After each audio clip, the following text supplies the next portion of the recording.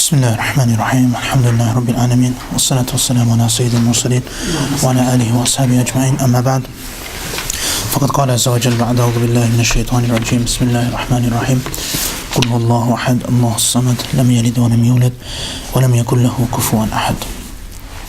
Alhamdulillah, we start Surah Ikhlaas, which is one of the shortest surahs of the Quraan, which therefore means that we get the opportunity to read it a lot in our salat. So this is a surah which we'll all be very familiar with, and usually very often is the first one we ever learn. So we spend a lot of time learning it, reciting it.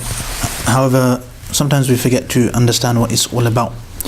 And we may have looked through the translation, but the deeper meanings which this surah gives, I mean, the fact that it's called Ikhlaas gives a lot away. It gives us a lot of the meaning and the benefits that we take from the meaning.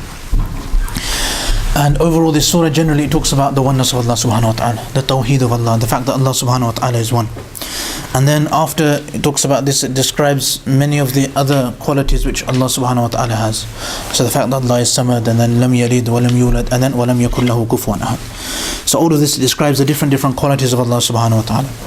In essence, it's for all of us as Muslims, what it is an introduction to Allah. It's a way for us to recognize Allah. It's a way for us to get close to Allah subhanahu wa ta'ala. And the different names which this surah has, the most famous one, which is Ikhlaas, usually what we find is the most famous name which a surah has, then that name comes within the surah. So surah, for example, Surah Kafirun, we had Qul Ya Ayyuhal Kafirun as one of the first words. Surah Kawthar, we had Kawthar in there. In Surah Nasr, we had the word Nasr in there. However, in Ikhlaas, we don't find the word Ikhlaas in Surah Ikhlaas. This is one anomaly, so to speak. So it's something which you don't find. Usually that is the case, but Ikhlaas, obviously, it shows sincerity, the oneness of Allah. And this is something we'll cover as well, how this surah indicates on our Ikhlaas and the Ikhlaas of Allah subhanahu wa ta'ala. And the other names that he has, one is Najah, that salvation. Now this surah, if we stick to it firmly, it will give us salvation. If we stick to Tawheed firmly, it will be a means of our salvation. This is one idea which is propagated by the meaning of Najah. Also, by believing in it, it leads to Najah as well. So you can take responsibility if anyone comes in. So, and by believing in it, it gives a person the opportunity to attain salvation. Another name is Wilaya.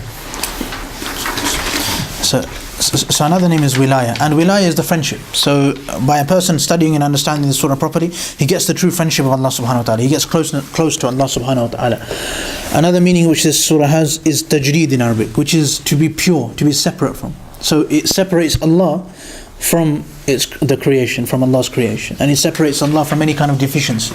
So these are the ways that this surah describes Allah subhanahu wa ta'ala. And also it's called the surah of Ma'rifah, which is the recognition of Allah subhanahu wa ta'ala, that we, by studying the surah, we get the ability to recognize Allah subhanahu wa ta'ala. This is how we benefit from the surah. So this is just a main introduction, and how the names of the surah, they affect the way that we come and approach the surah. Now we're going to study the surah. Now we've already got in our mind what we hope to take away from the surah, how we benefit from this surah. We've already got that in our minds. Now the way this is connected to the surahs which come before is in a variety of ways. And as we know that from the last 10, from Surah Fil all the way till here, we've had a connection between all of them, and there's been a kind of one message from Surah Fil till today. Now the surah before was Surah Lahab, where we spoke about the punishment of Abu Lahab and his wife. So this is the punishment that was described there.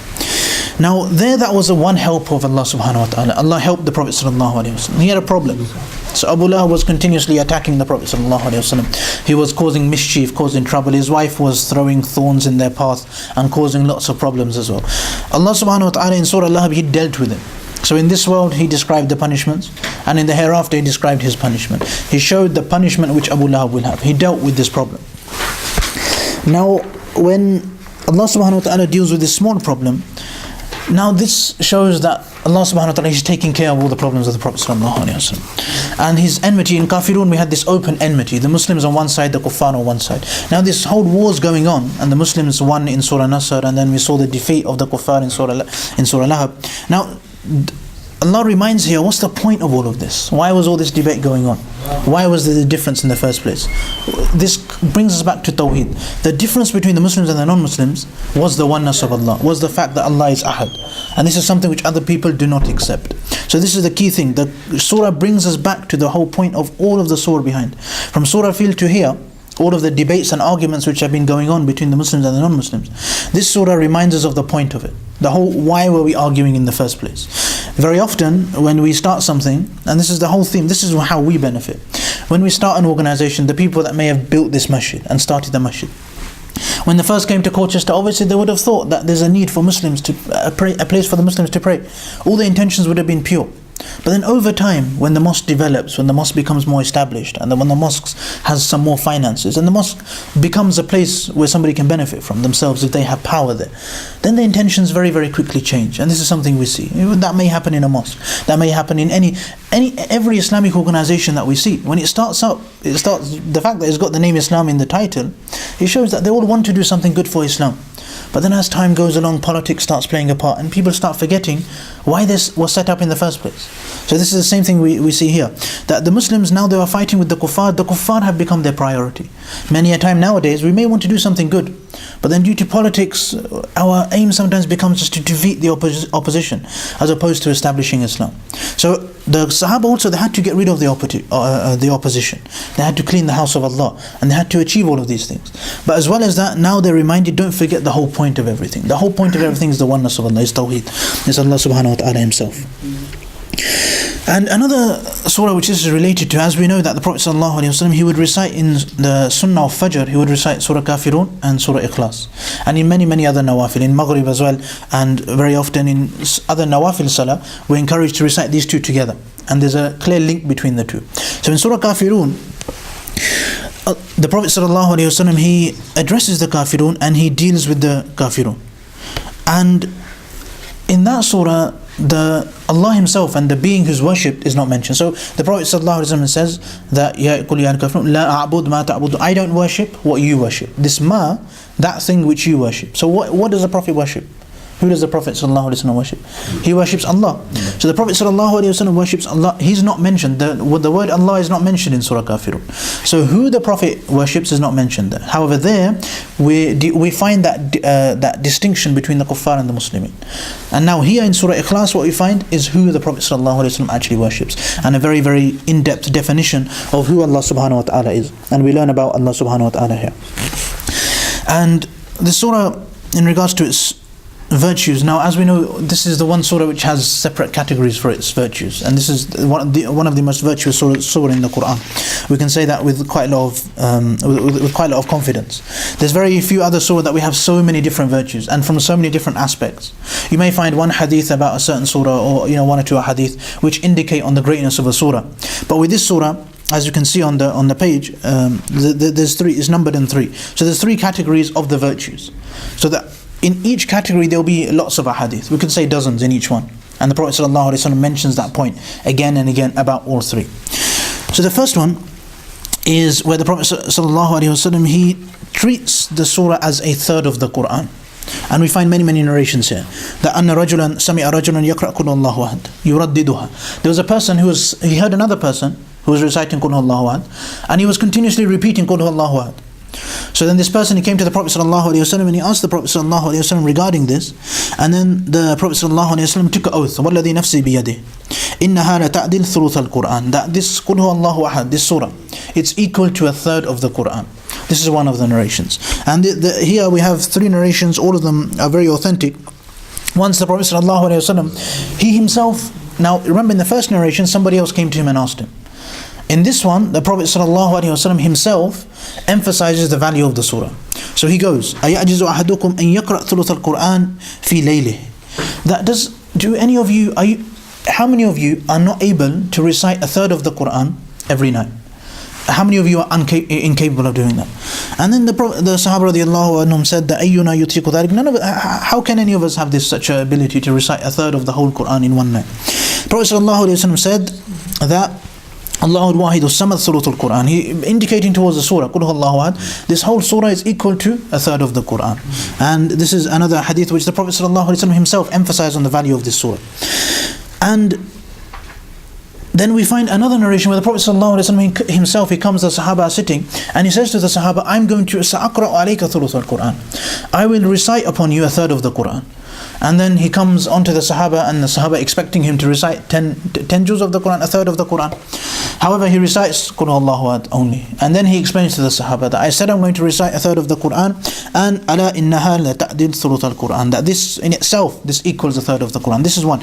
And this is also one strange thing. When we spoke about other surah as well in the past, they also have the equivalence of certain parts of the Qur'an, maybe a third, maybe a quarter. But here for this surah, for Surah Ikhlaas, this virtue is repeated. It's not just once. The Prophet ﷺ, when somebody else is reciting it and the Sahaba ask him, then he says, yes, it's equal to a third. And the Prophet ﷺ again goes out of his way to himself, just emphasize on the virtue of the surah. He randomly tells the Sahaba, I'm going to recite a third of the Qur'an. And then he recites Qul Huwallahu Ahad. Sometimes he says that he encourages the Sahaba to recite. And he says that, why don't you recite a third of the Qur'an? And then he tells them, Qul Huwallahu Ahad is so much virtue within the surah. And obviously the scholars are now going to debate, why is it that the Surah Ikhlaas has the virtue of 1/3 of the Qur'an? Why is this? And the most obvious answer is a very famous answer, many of us may have heard this answer before, is that the Qur'an generally has 3 main topics which the Qur'an discusses. One is the Tawheed of Allah, one is the Risalah of the Prophet ﷺ, and one is the Akhirah, one is what's going to happen after death, the things that happen in the hereafter. And because of this, now we know that Surah Ikhlaas deals with one aspect of this. So from the 3 topics, which one does Surah Ikhlaas deal with? Deals with the Tawheed of Allah. So Surah Ikhlaas deals with Tawheed. So because Surah Ikhlaas deals with the Tawheed of Allah subhanahu wa ta'ala, we find that's why the scholars explain that this is why it's equal to a third of the Qur'an. And Imam Qurtubi words it slightly differently. But he says that there's generally 3 things which happen in the Qur'an. 1/3 is ahkam, ruling. 1/3 is for the wa'dun wa wa'id, the punishments and the things that will happen in the hereafter. And another 1/3 is for the asma and sifat of Allah subhanahu wa ta'ala, and the general description of Allah subhanahu wa ta'ala. So this is how we can divide the Qur'an. And then he again goes on to say that Surah Ikhlaas deals with the asma and the sifat of Allah. It deals with all the qualities of Allah, the names of Allah. And it gives us a very in-depth description of Allah. So because of that, and the fact that it covers a juz of the Qur'an, that's why it's, in fact, there's a hadith in Sahih Muslim where the Prophet ﷺ said that Inna Allah Jalla wa Az jazza al-Quran thalathat ajza. Allah has divided the Quran into 3 parts. And فَجَعَلَ قُلْ هُوَ اللَّهُ أَحَدْ جُزْءًا مِنْ أَجْزَاءِ الْقُرْآنِ. And قُلْ هُوَ اللَّهُ أَحَدْ has been made one part of all of the parts of the Qur'an. So there's 3 parts, and Qul Huwallahu Ahad is one of that part. And this is a hadith which we find. So this hadith also indicates upon one of the reasons why Surah Ikhlaas is equal to a third of the Qur'an. So this is just the first. So if you're looking at the blue, this is just number 1. Number 1 is that Surah Ikhlaas is equal to a third of the Qur'an. And again this is repeated in different. And the second one is the narration. The second type of narration is that you'll find an imam, and the imam is always reciting Surah Ikhlaas, either before, so you recite Surah Fatiha, and then immediately he'll recite Surah Ikhlaas, and then he'll recite something else. Or the imam will recite Surah Fatiha, then recite some other surah, and then recite Surah Ikhlaas before ruku. So he'll definitely do this. These are the 2 narrations that we have. And then the people would ask the Prophet ﷺ that why is this imam always reading Surah Ikhlaas? And then once the Prophet ﷺ then asked him, and then he said, لِأَنَّهَا صِفَةُ الرَّحْمَنِ فَأَنَا أُحِبُّ أَنْ أَقْرَأ بِهَا. That because this is a description of Allah, and I want to always, describe Allah to myself, so I remind myself of who Allah is. And this is something which I read. The Prophet ﷺ, how does he reply to this? How does the Prophet ﷺ treat this person? He says, now the Sahaba came and asked him that why do you, and he said ask him, and then he replied saying that I like it, I like the Sifat of Rahman. And the Prophet ﷺ told this Sahaba, go and tell him, أخبره أن الله عز وجل يحبه, that Allah subhanahu wa ta'ala loves him as well. Just like he loves the Surah Ikhlaas, Allah also loves him. So as a result of loving the Surah, Allah also loves the people who love this Surah. This is one virtue.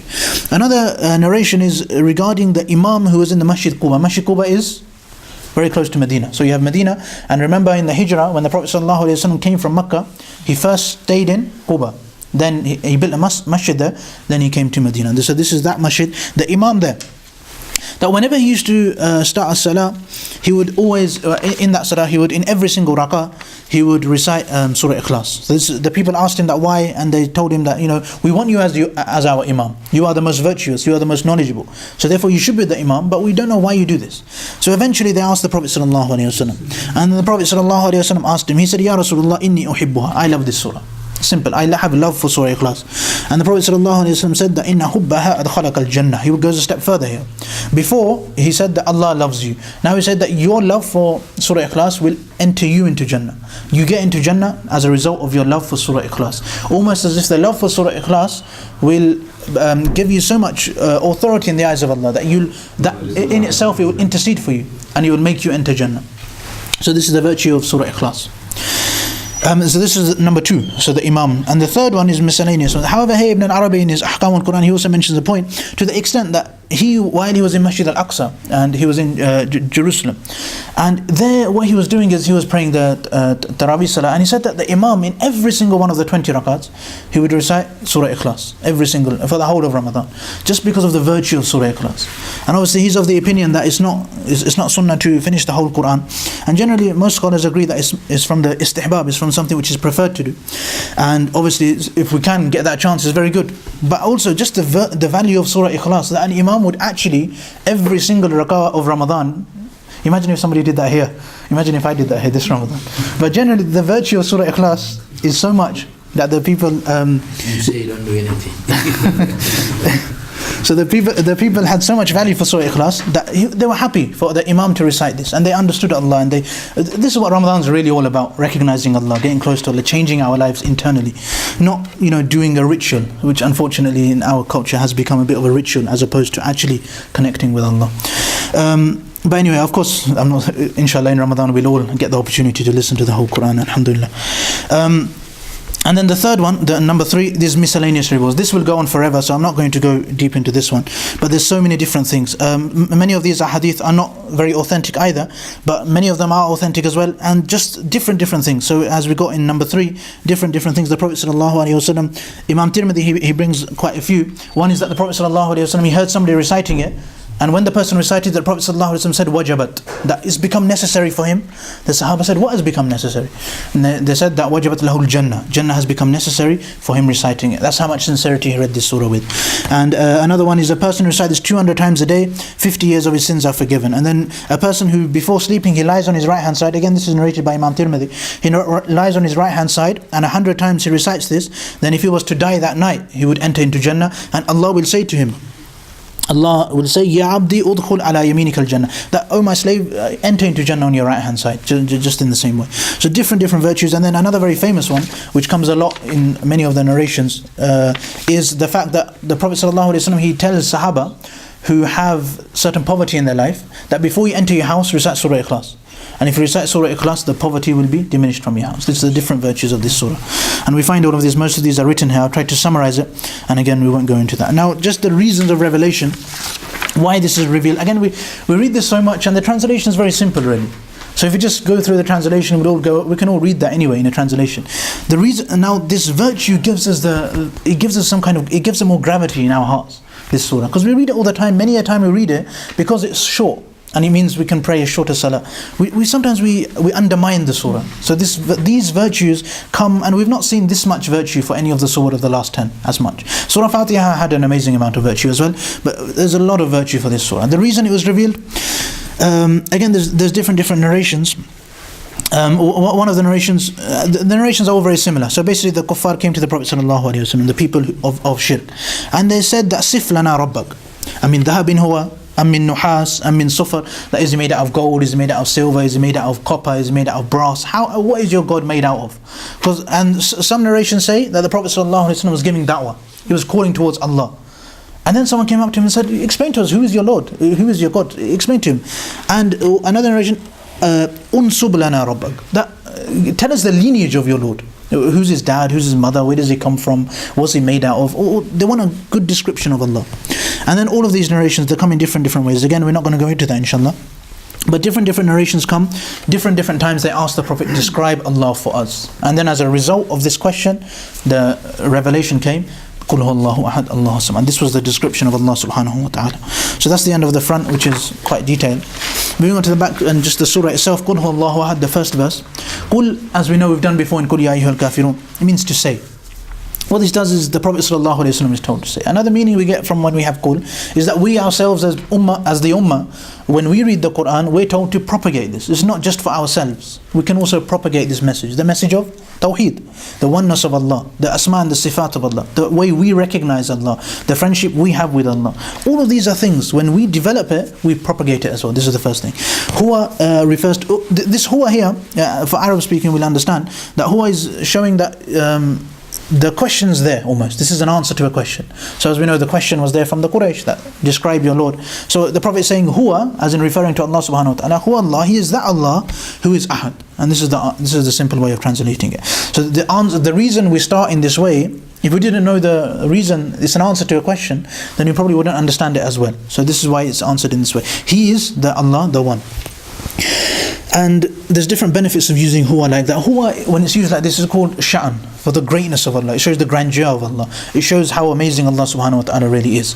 And this is something which, it indicates that also by using the huwa, we realize that the question is being answered. And then Allah is referred to again, just to, again, shows the gravity of Allah. And then ahad. Ahad is a very, very unique word. Usually ahad, to use it, you usually use it in a negative context. So then we have ahad versus wahid. This is generally how, if any of those of us who have learned the Arabic numbers, we know that wahid means one, and then generally ahad also means one. So how do we differentiate between the two? So if somebody was to be outside and somebody was to come inside and look in the room, and then somebody would ask, who's inside? Is there anybody inside? We came in and said, laysa wahid fil ghurfa fil masjid. Laysa wahid fil masjid. That there's not one person in the masjid. In Arabic that would mean that there's not only one person, but there's all of us. There's quite a lot of us, isn't there? So there'd be lots of people. Now if somebody was to come in and say laysa ahad, it would mean the opposite, meaning that there is actually nobody in the masjid. You understand? So we can only use ahad in a negative context generally. So laysa ahad fil masjid, nobody's in the masjid. That's the only way you'd use it. That's one way. And another way is if you attribute it to something else. These are the two ways. So to use ahad in a positive sense, here we're using it in a positive sense. Allah is ahad. There's no negativity there, and there's no attribution of ahad to anything else. So it's a very, very unique way. In fact, in Arabic literature, this is the only time ahad is used in a positive way. So it gives a very, very specific meaning. And the difference is that when you use ahad instead of wahid, it shows complete and utter separation from everything. That Allah subhanahu wa ta'ala can therefore have no opposite. He can't be related to anything. He can't have anyone to compete with him. And no kind of partners who are in any way affiliated with him. The word ahad is the point of contention, in fact. Because the people of Quraysh, they believed in Allah as well. In the time of extreme difficulty, they would also call upon Allah. But they would still have idols in the Kaaba. The Christians would also believe in a God, in Allah. But they would ascribe a son to Allah. Now when you say ahad, He can't have a son. Nothing can be close to Allah. Nothing can compete with Him. Nothing can come close to Him. This is what ahad gets rid of. Which is why when Bilal radiallahu anhu was being tortured in the beginning of Islam, the one word he said was ahad.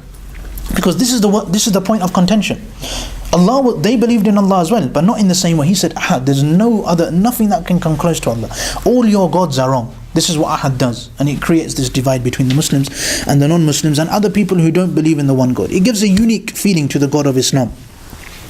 And also what this shows is that we as Muslims, as human beings, we have to chase something. So now ahad shows that we'll exclusively we'll chase Allah subhanahu wa ta'ala. We'll make Allah subhanahu wa ta'ala our goal. We'll become people who target Allah subhanahu wa ta'ala. We make Allah subhanahu wa ta'ala our aim in life. And what He wants us to do, we try and do it. What He doesn't want us to do, we try and stay away from that. This is what ahad tells us. Now everybody will have something. Some people will go to the gym all the time and they'll be obsessed with developing their bodies in certain ways. Some people they'll just be obsessed with money. Just every time you meet them, they're just obsessed with money. Their job isn't something they do as part of their life. Their life is their job, and the job is their life. It's just that's the way they are. So other people, they chase, and we all know different things which people chase. People chase lifestyles, honor, success, and different things which people are chasing. So inevitably we have to have something we chase. So now either we can chase Allah and try and put the rest of our life within the conformity of Deen and Islam, or we can try and chase the other thing. And then in order to achieve the other thing, we'll have to bring our whole life into conformity with that, in order to achieve that, whatever the other thing is. So this is something we understand from ahad. We have to make Allah that thing we try and target. And following on from that, the next word is Allahu Samad. Allah is the one who's absolute. And most of the Mufassirun, when they talk about Samad, the way they talk about Samad is that Allah is the being who, He's the only person you can turn to. Whenever you have a need, you'll turn to Allah. Whenever you need something in life, you turn to Allah. And it shows the relation of the creation of us as human beings with Allah. Now it shows how we approach Allah, how we speak to Allah, how we take from the treasures of Allah. All of this samad, because we know that Allah is the ever, He's the one that whenever we have a need, we turn to Allah subhanahu wa ta'ala. This is what we learn from samad. So it shows our relation with Allah subhanahu wa ta'ala, and we can resolve all of our issues. And this follows on from ahad. Once we've decided Allah is ahad, Allah is the one thing we're going to have in our life, we also got to accept that He's the one that's now going to solve all the problems in my life. And when I speak to Him, He's going to come and communicate with me. My salah is now a communion with Allah. Every time I make dua, I can get all of my problems solved, because He's the only being who can do that. And the fact that He's as-samad means that no one in the world can be the same as Allah. He is ahad because no one can compete with Him. So no worldly thing can solve the problem as much as Allah can solve that problem. And Allah is the only one who can really solve that problem. So this is another thing which follows on from that. Also it shows His perfection, and how, if we go to a thing which is imperfect to try and resolve our problems primarily, then obviously that's something deficient. If we're going to something deficient to solve a problem, then the solution is also going to be, if we go to the perfection first. And this is why we're taught that when we become ill, the first thing we try and do is to try and give sadaqah, and we try and pray to Allah, and then we take all of our means as well. Whenever we have a problem, that we use the same methodology. We first try and actually have some communion with Allah, and also while we're in prosperity, we do the same thing, so we become used to it. And then when we have a problem, we'll know how to take from the treasures of Allah. So this is how we understand the first two ayahs. They work together. Ahad and Samad, both of these qualities of Allah, they complement each other in many, many different ways. Lam yalid wa lam yulad. Again, this is something which generally he was not given birth to, and He does not give birth. And this is something which refutes the belief of the Christians. Obviously, they believe that He's the father of Isa alayhi salam. And this is something which refutes this kind of accusation. And also there's a problem with that as well. If you believe something else can be the son of Allah, or the partner of Allah, or some kind of intermediary between you and Allah, this is the beauty of Islam. Just because I am giving the dars, or because I lead the salah, it doesn't mean that I have some kind of higher connection with Allah. Everyone has their own connection with Allah, which is just as good as mine. Is better, way better than mine in most cases. This is how we understand Allah. We don't have any kind of obstacle. So when you make Isa alayhi salam the son of Allah and say that He's taken, the punishment for all our sins, and He's going to talk to Allah, He's going to be my intermediary, He's going to solve all my problems, then you become very, very lax. And there's a word in English which I can't find at the moment. I'm looking for it. You become very lazy.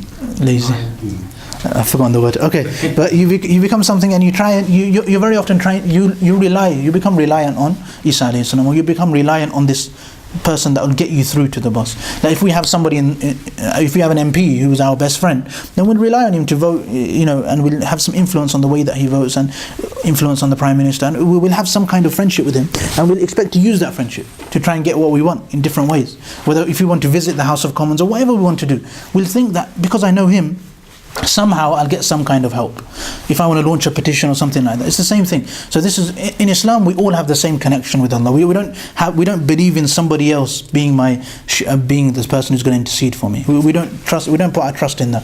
We put our trust in our own actions. That's where we put our trust in. وَلَمْ يَكُنْ لَهُ كُفُوًا أَحَدٌ. Again, this is just finishing off the point. Kufu means anything similar. Allah has nobody who is like Him at all. Nothing can come close to Him. And this just follows on from Samad. It follows on from Ahad. And this is why the Sahaba would repeat this. The whole surah would give them the reality of Allah, the reality of Tawheed. Nowadays, many people, they've made Tawheed something which they study in depth. That what is Tawheed? And we've studied the 3 principles of Tawheed, and there's different books that we think that are necessary to understand Tawheed. Tawheed is very, very simple. We don't have to promote Tawheed as if it's something which people don't believe in. Tawheed is to believe in Allah being one, and that me as an individual, I solve all of my problems through the oneness of Allah. And I use Allah first before I ever use anything of the world. I trust in Allah more than I trust in my car. I trust in Allah more than I trust in my job. I trust in Allah more than I trust everything. All these other partners, I make no partners to Allah. That's what Tawheed is. Tawheed is to build that and to talk about the same thing again and again, and to continuously revise the understanding of Surah Ikhlaas. That's what Tawheed is. Tawheed isn't, many people today have taken Tawheed just to study it as some kind of academic research on Tawheed, which is very sad really, because then when you study it very deeply, you forget the actual reality of Tawheed. And the Sahaba radiallahu anhum, They understood this surah and they loved this surah, and they called this surah the surah of Tawheed and Tajreed and the purity of Allah, because they would connect to Allah through this surah. It's the same. We need to try and do the same thing, and that's where we'll appreciate the beauty of Tawheed as well. And there's many different things. These last few points, these colors at the bottom, the Surah Ikhlaas, it shows again what we mentioned in Surah on Wednesday, what we mentioned, and also what we mentioned on in Surah Ma'un, when we mentioned that the importance of Ikhlaas, doing things solely for the sake of Allah subhanahu wa ta'ala. And this is, the surah is called Ikhlaas. So we don't do things for other people, we don't do things to get a name. And primarily what we think is the importance, and we've covered the blue one, but one very important thing is that we realize that whenever we do any Islamic work, we realize that over time we may, just like the Sahaba radiallahu anhum. So now Allah reminds them here in Surah Ikhlaas.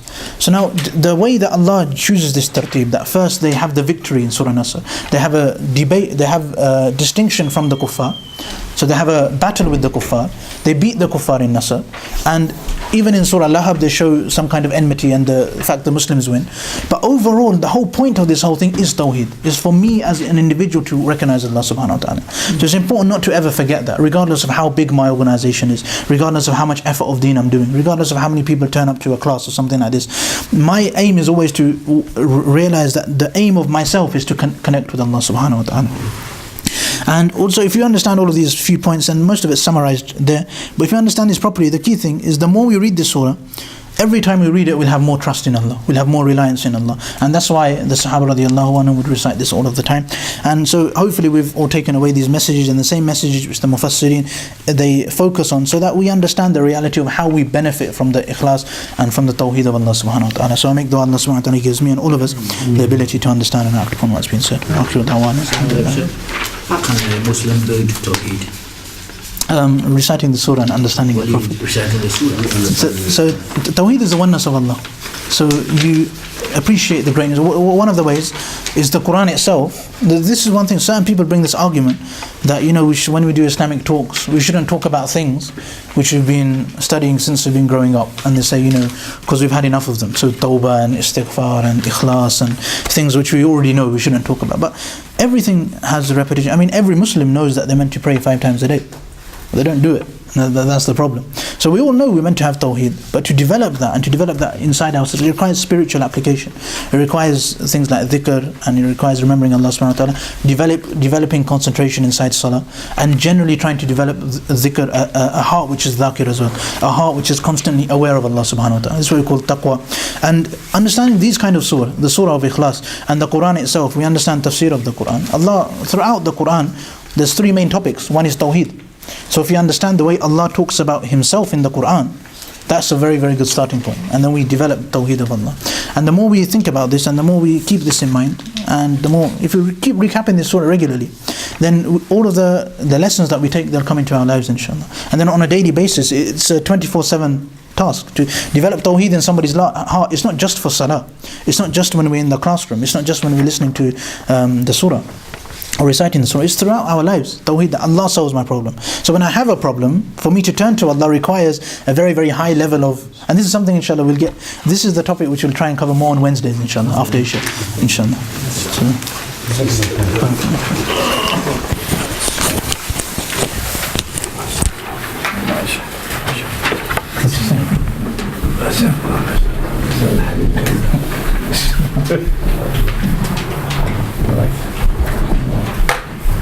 I struggled, but I made it.